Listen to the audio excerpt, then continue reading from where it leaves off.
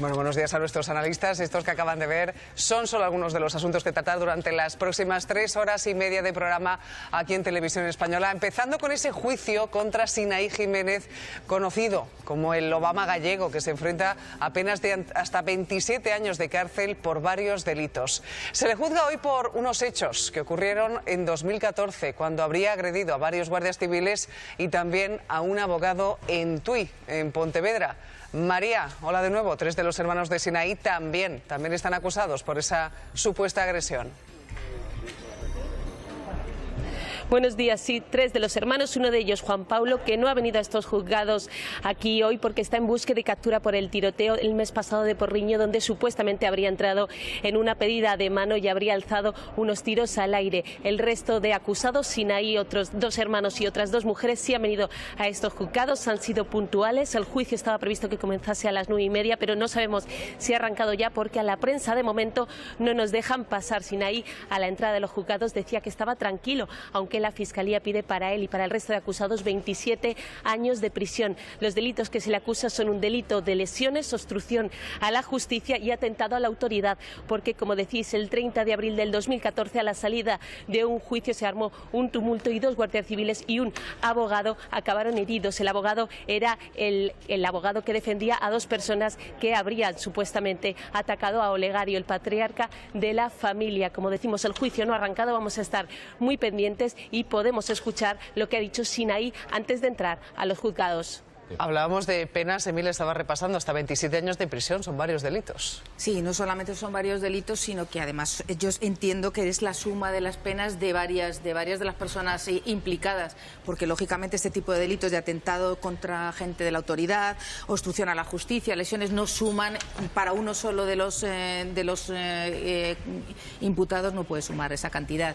Lo que a mí me llama la atención es que son casi 5 años para que se celebre el juicio, que además, sabiendo que son personas que son delincuentes habituales en este tipo de delitos, esto no se agilice mucho más. Y otra de las cosas que también me sorprende es que se supone que los mercadillos existe una regulación, un reglamento que son los ayuntamientos los que tiene lo que cobrar. Entonces, de repente parece que el reglamento lo hace este grupo. Es importante que se celebrarán los juicios más rápidos. Existen sentencias y se acumulan las sentencias. Eso sí. Existe reincidencia, entran en prisión. Eso sí. Y ahí sí que estaría. Lo que no se puede hacer es que el primer juicio sea 5 años después. Claro, pero con escaso éxito. Es decir, que extienden sus tentáculos allá por donde pueden, ¿no? Hasta el punto de que las propias autoridades se ven un poco indefensas. Hace un mes, en este tiroteo, en esta pedida de mano, hubo la alcaldesa de Oporriño salió a defender a los que estaban celebrando en un polideportivo un acto totalmente normal y poco después acuchillaron a su perro hasta que lo mataron mientras ella estaba. Es decir, ¿hasta qué punto llega la impunidad que hasta una alcaldesa que vela por el orden público y hace una llamada de atención recibe una represalia probablemente asociada a este clan? Sí. ¿No? Yo, aparte de compartir lo que decía Fernando, que existe una mafia para cobrar ese dinero y tal, no solamente existe en la regulación que ellos quieren tener de cobros, de lo que sea, sino también en la forma de aplicar su propia justicia. O sea, volvemos a la ley del talión, ojo por ojo, diente por diente, ellos tienen sus propios ajustes de cuentas y los resultados son importantes. Y hay algo que yo me pregunto, esas 1000 personas de etnia gitana, ¿van a apoyar alguna de las partes o van a apoyar el que este tipo de cosas no se produzca entre ellos y se acabe con este tipo de bandos? Porque apoyarán curioso, cada porque a mí me uno, llama la atención. apoyarán cada uno a su parte. Y además, es que es tremendo que se produzca encima eso. En Granada, pendientes estamos de la resolución de una investigación. Hay un hombre que ha muerto apuñalado, sucedía en la tarde de ayer, y hay 3 personas detenidas por su presunta relación con los hechos. Están en dependencias de la Guardia Civil. Renata, cuéntanos qué ha podido pasar, porque se habla de una posible deuda de 5 euros. Sí, la principal hipótesis que se baraja hasta ahora es que la pelea ocurrió por una deuda de 5 euros que se debían los unos a los otros. La última hora que tenemos, nos lo acaba de confirmar la Guardia Civil, es que ya se ha identificado a la víctima. Es un hombre de 41 años, de Asturias, de origen asturiano, que de hecho vivía en un caserío abandonado, nos dicen, muy cerca de aquí, y que vivía precisamente con uno de los hombres que hay. De hecho, eran conocidos aquí del barrio porque se dedicaban además a la chatarra y que de hecho compartían, como hemos comentado, vivían juntos en un caserío abandonado, tanto la víctima como uno de ellos. Pues que se llevaban bien, pero que por esa deuda de 5 euros comenzaron a tener mala relación y comenzó esa discusión ayer por la noche, una discusión que acabó aquí, junto a esta farola donde se produjo el apuñalamiento. Ellos se conocían, tenían sus rencillas, habían tenido sus discusiones. Sí, esto debía venir de algo que convivieran. Vivían en un cortijo abandonado sí. Bueno, solían beber, pasar y bueno, pues sí, la deuda absurda, 5 euros, pues se enzarzaron en una discusión, 3 con la víctima y uno de ellos, que llevaba un cuchillo, fue el que le apuñaló. La policía local de Maracena le detuvo y recuperaron el arma.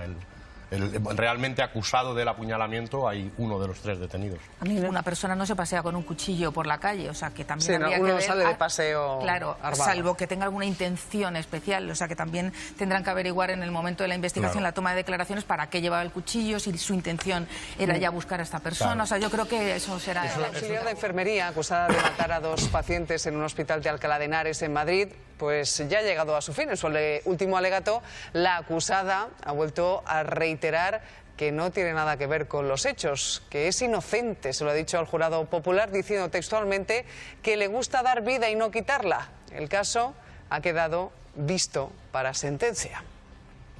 Bueno, aquí hemos hablado mucho de este caso estas últimas semanas porque evidentemente las pruebas veremos, hay alguna cámara del exterior, pero todo apunta a ella. Claro, evidencias que la policía recoge en su investigación apuntan claramente a ella, evidentemente. Claro, sí, yo creo que aquí no es muy discutible el tema de la culpabilidad, no nos va a sorprender, sí las penas. Y el abogado defensor, lógicamente, creo que el éxito lo tiene que enfocar en reducir esas penas lo más posible, pero una solución, yo creo que, como bien decía Javier, es prácticamente imposible con las pruebas que existen y las grabaciones. Vamos a ver cómo resulta. Bueno, sin duda. Hablándoles del crimen de Denisa, Daniela, la madre de esta joven asesinada en el mes de noviembre en Alcorcón, ya ha declarado ante el juez. Asegura haber recibido un mensaje que apuntaría a una mayor implicación del novio de la única detenida, el joven que también fue pareja de su hija. Daniela asegura que un segundo testigo confirmaría esa teoría. Tu madre está preocupada porque no sabe si Mario está en tu casa, si están en tu casa. Digo, sí, están aquí los dos. ¿Sabes lo que ha pasado en Alcorcón? Denise ha muerto. Todo esto, pues, andando por el pasillo, que es cuando yo le cuelgo el teléfono y enciendo la tele. Y le digo, Denise ha muerto. Dios mío, tenemos que que salir a de mi casa. Es lo primero que se me ocurre. En el domicilio se salen todos. Se supone que ya estaban los padres de ella abajo y mi marido iba con los padres de Mario y Mario a la comisaría de Alcorcón. Yo voy a entregar las llaves del coche a mi hermana, que me dice que se la está pidiendo la policía. Pues vengo y me dicen que la mochila puede estar en mi casa.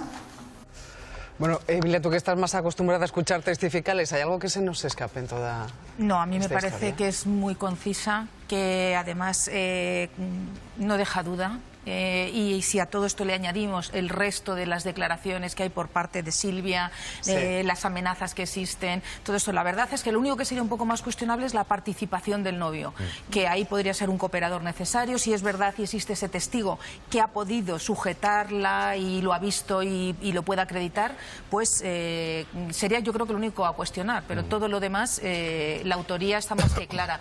Incluso yo no me plantearía, claro, un homicidio, me planteo un asesinato en función, lógicamente.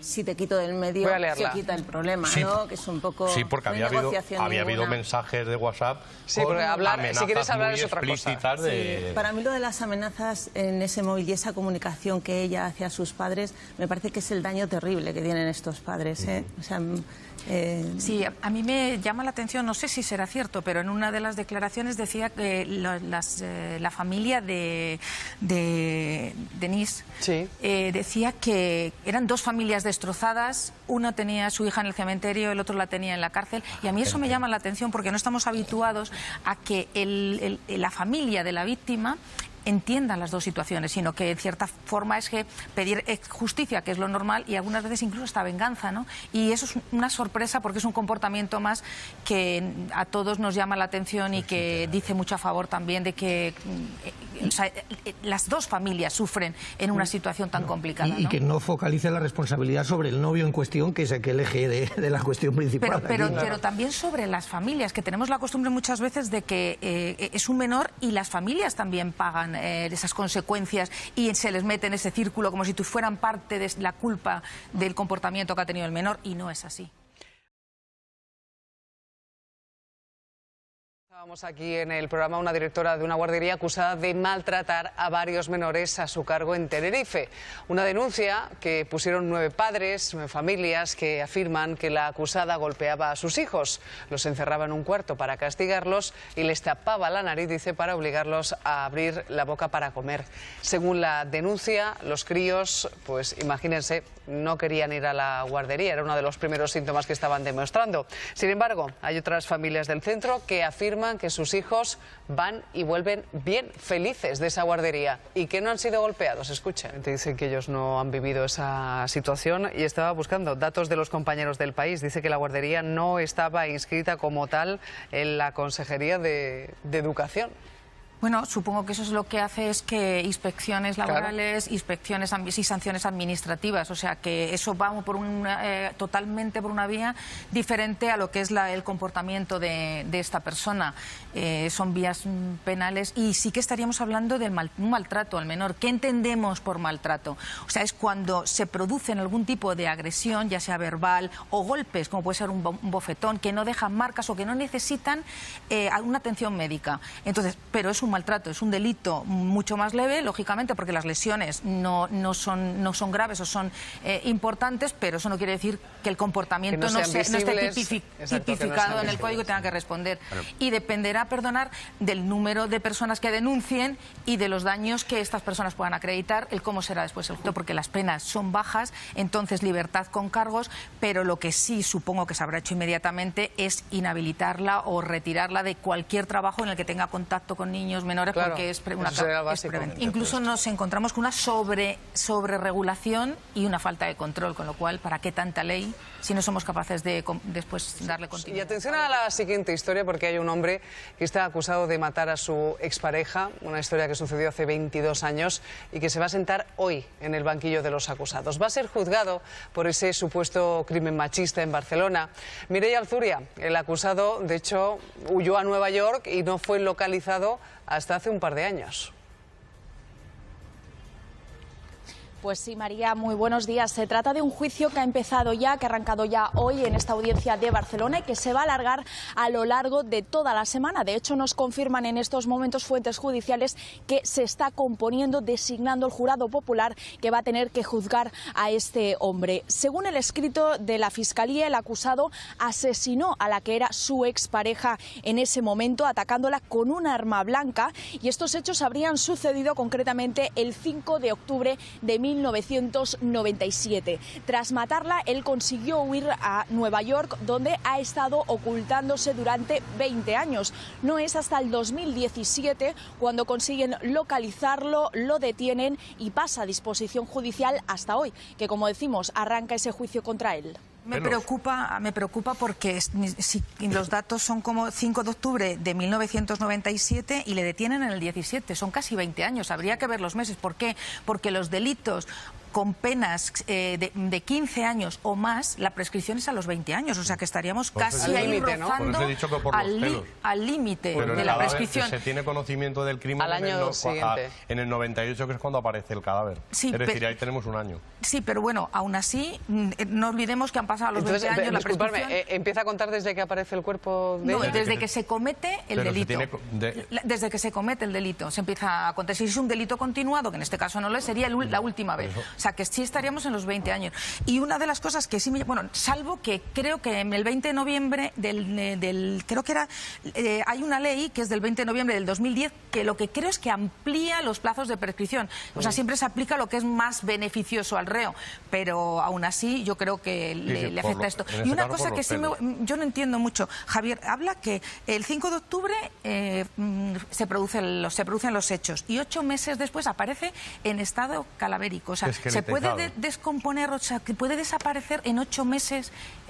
Sí, en función de las condiciones, claro, en función de las condiciones climatológicas, sí que se puede esqueletizar. ¿En 8 meses tan poquito tiempo? Sí. Fíjate. Las inclemencias, hay otros factores como pueden ser alimañas del campo, etcétera. Y que se enfrentaba hasta penas de hasta 27 años de prisión. Están viendo a Marcos García Montes, es el abogado de Sinaí. Si os parece, lo escuchamos. Y lo veremos, si Dios quiere, el 16 y 17 de octubre. Eso es lo que ha habido y teníamos todos preparados. Yo tenía hotel y todo y me iré para Madrid cuando pueda. Es un delito de menor trascendencia, que está agravado por la Guardia Civil. Quiero decir que no es que hace falta estudiar las cuentas, ni que es un tramado complejísimo. Y entonces se suspende y dice, se reanudará en octubre. Y dice, pero ya sí eso, que viene el verano. Ya sí eso en octubre. La agenda está toda ocupada. Claro. Pero es que depende de las penas que se están pidiendo. Cuando superan los 3 años, el problema que hay es que se tiene que celebrar con la presencia del imputado. Y solo se han presentado 3. Claro, y falta el resto. O sea, que es que tendrían que buscar la forma, o bien con la búsqueda y captura, o sea, pero tienen que comparecer todos. Eso es una excusa. ¿No tiene ningún tipo de consecuencia? Pues alguien que dice que no va porque... si están justificadas, como este caso. ¿No? La pregunta... Claro, no puede ser, ¿no? Porque se entorpecerá la justicia. Solamente tendría consecuencias si fuesen falsos los certificados médicos emitidos, si se puede acreditar algún tipo de cosas de esas. Y el que está en búsqueda de capturas, que está en búsqueda de capturas. Claro, o sea, de todas maneras, no le han encontrado. Que si tuviera multa, ahí no hubiera faltado nadie. De que tardara 5 años. Toma, un poquito más. Pues ya que hemos esperado 5 años. Ahora se entiende la chulería con la que llegaba al juzgado, ¿no? Claro.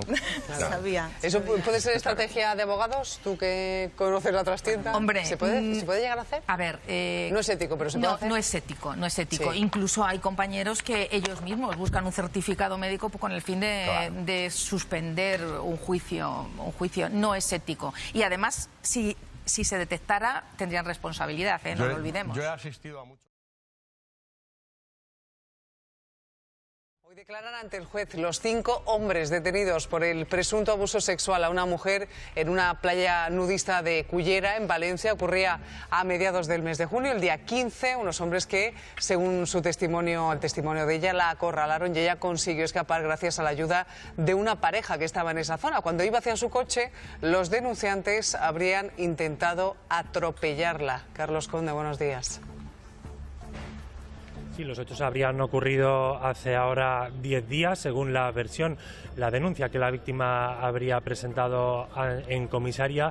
Ella cuenta que fue a esa playa naturista de Cullera y que en un momento dado se sintió intimidada, observada por ese grupo de hombres. Fue entonces cuando decidió abandonar la playa y cuando, según ella misma habría contado, recibió insultos. Fue acorralada por ese grupo de 5 hombres de entre 45 y 50 años e incluso llegó a recibir tocamientos. Consiguió zafarse, consiguió pedir ayuda a una pareja que se encontraba en el parking y, según ella misma, todo esto según la versión que ella misma habría declarado ante los agentes, los 5 hombres, al tratar de abandonar la zona, habrían intentado atropellarla.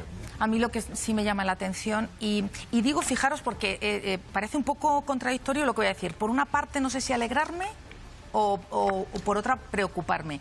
Yo creo que últimamente, con la cantidad de casos que tenemos de estos tipo manada, pues existe como una especie de efecto llamada. Lo que no sé si el efecto llamada es porque es el que se hable, eso está incitando a que se produzca más este tipo de cosas, que eso es lo que me preocupa, o que lo que realmente el efecto llamada es que se están atreviendo a denunciar las mujeres que lo sufren y no les da vergüenza, que esto sería lo más importante. Y ojalá el efecto llamada... El efecto llamada se les podría quedar con el no es no, los 15 años de condena, efectivamente, de por prisión, eso, y el que hay que eso es lo que hay que grabar aquí en la y que no haya vergüenza. O sea, hay que denunciar.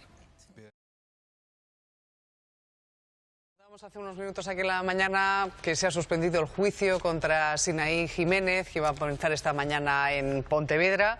Se sentaba por una agresión a varios guardias civiles y un abogado a las puertas de los juzgados de Tui en el año 2014 y les estábamos contando, se ha suspendido el juicio. María Castelo, nuestra reportera, está con el abogado de Sinaí, con Marcos García Montes. Buenos días, sí, acaba de terminar el juicio, como hemos contado. Marcos ha tenido el placer de poder atendernos. Gracias, Marcos. Mucho gusto siempre. ¿Cómo está Sinaí? Porque hemos visto que ha hecho declaraciones al entrar, pero no al salir no ha querido hablar. Bueno, el juicio se ha suspendido porque han comparecido mis clientes Sinaí y su hermano Saúl, no han comparecido su hermana Consuelo y sus hermanos Marino y Juan Paulo. El Ministerio Fiscal ha solicitado que a los hombres, a Juan Pablo y a Marino, se proceda a su detención y el Ministerio Fiscal pedir una comparecencia para medidas cautelares, que evidentemente no será ingreso en prisión, sino comparecencias para garantizar que van a venir a juicio. Y yo me he opuesto, a pesar de que no son mis clientes, pidiendo que a Consuelo que la examine el médico forense, porque hay un informe del Hospital Cunqueiro diciendo que tenía que tener reposo domiciliario en el día de hoy después de problemas nefríticos. Y en cuanto a Marino, que pesa 320 kilos, tenía problemas de deambulación hoy y estos últimos días, consecuencia de la rodilla, algún menisco o algún tema de ligamentos. Y claro, asistir a un juicio de 2 sesiones mañana y tarde y venir aquí no es fácil. Y entonces supongo que el médico forense y los abogados recurrirán todo ello para que no les ingresen, no los detengan, ¿no? Ese es el tema. Y el juicio señalado para los días 16 y 17 de octubre próximo. 17, apuntado ya en la agenda por lo que pueda ser. Gracias a Marcos por atendernos aquí en directo como siempre, y pendientes también de esas los nuevos 10 testigos que hay que plantear, porque eso va a alargar un poquito el proceso más, ¿no? Sí, lo va a alargar más. No olvidemos que los testigos o las pruebas se proponen en el escrito de acusación o de defensa, que es lo normal. Ahí el juez decide lo que se acepta y lo que no se acepta, pero existe en el momento de la vista lo que se llaman cuestiones previas. Es antes de iniciar el juicio, el juez requiere a las partes o los jueces para que digan si hay cuestiones previas. En octubre me lo vas a tener que repetir otra vez. Pero yo quería decir algo que es importante. Dice que el compañero no, o sea, se ha hecho cargo porque el compañero letrado que ha sido agredido no ha reconocido a sus clientes. El que no haya reconocido a ellos no quiere decir que no hayan formado parte de la causa. Queremos trabajar. Pues precisamente con ellas, con los protagonistas de esta denuncia, está nuestro compañero Isidoro Contreras. Y sí, situación muy difícil para estas mujeres que han superado ya la barrera de los 50 años, ¿no?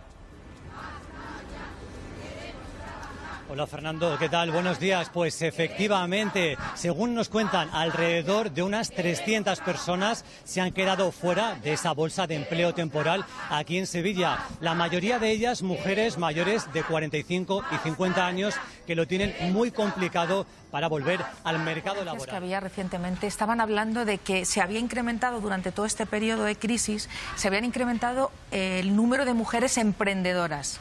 Y la verdad es que eso le alegraba. Yo decía, creo que nos estamos equivocando. O sea, la mujer se da de alta autónomo porque son, cuando hay crisis, las primeras que salen de las empresas, porque el sueldo de la mujer sigue siendo secundario en la familia. Pero algo que para mí me parece muy importante. Si resulta que ellas no tienen titulación y formación por la edad que tienen, y resulta que los jóvenes no tienen experiencia, entonces que me digan qué es lo que están buscando, porque al final lo que se deduce de todo esto es que lo que se tiene que valorar es la coexistencia. O sea, no cabe la titulación sin experiencia y la complementariedad entre los conocimientos técnicos o teóricos y los prácticos. O sea, si eso no lo tenemos en cuenta, difícilmente podemos avanzar en el tema de las contrataciones y resolver de una manera equitativa, como ellos están diciendo que están haciendo justicia. Yo no estoy de acuerdo en que de otra forma se pueda hacer. No sé si os gusta Michael Jackson, os gustaba, la polémica ha superado al artista. Hoy se cumple, se lo estábamos contando, una década desde que nos dejó Michael Jackson. Murió después de sufrir un paro cardíaco provocado por una combinación, una dosis de medicamentos. Su médico llegó a cumplir 2 años en prisión por facilitarle esa medicación. Y ahora, 10 años después, son varios los documentales sobre el artista que, como les decíamos, han dejado muchas sombras sobre esas posibles acusaciones de abusos a menores que compartieron pues el día a día con el cantante. Bueno, Entre las cosas más amables y las imágenes que hemos rascado en el archivo de esta casa, pónganse en situación, año 1996, parecemos cachitos ya, en Zaragoza. Aquí está Michael Jackson, uno de los grandes conciertos del rey del pop en nuestro país. Aquel día fueron 45.000 las personas que se reunieron para disfrutar de su música. Imagínense la que lió en la capital aragonesa, y muchos pues imagino que deben guardar pues incluso hasta la entrada de aquel concierto, seguro. Sí. Yo lo que estaba diciendo es que los mitos no tenemos que olvidar que son, o sea, yo creo que la polémica es parte de la fama. O sea, eso que decíamos antiguamente, si el refranero, da igual que hablen bien o hablen mal, pero que hablen. Es muy duro lo que estoy diciendo, pero coincido con Javier que no ha existido una condena, con lo cual la polémica va a estar siempre ahí. Habrá gente que dé prioridad al mito, al ídolo, al referente musical, todo esto, y habrá personas que quieran creer lo otro, pero al final no deja de ser una persona admirable y un referente en el mundo de la música. Sí, yo creo que muchas... Digo yo ahora a Dani que me voy a quedar con su tableta, con el móvil, pero no para de broma, O sea, imagínate yo que me llevara esto. Pues me faltaría el aire dentro de 30 segundos. Amigo, sección de investigación, abordamos eso, la adicción que sufre o sufrimos 1 de cada 5 españoles. Ninguna broma, Fernando. Adicción a Internet, a los cacharritos. Sí, María, el uso patológico de Internet comienza como una afición, pero después puede convertirse en un verdadero problema. Nuestro equipo de investigación ha hablado con personas que sufren esta adicción y con expertos que nos ayudan y nos dan pautas para no caer en ello. Más del 20% de los españoles son adictos a la red y el 77% depende del teléfono móvil. Sí, yo me llama la atención a la inversa, las personas que no tienen esa dependencia, pero sí reciben constantemente llamadas de los que sí la tienen y esperan la inmediatez, con lo cual cuando ven que no contestas al WhatsApp, al final te acaban llamando, y dices, pero es que no me respondes, es que ¿qué pasa? Es que esa presión también te hace incomodarte, y hay que tener mucho cuidado que no nos controlen los demás porque ellos quieran ser adictos a este teléfono. Pues Igual poca es broma, vigilancia, sí.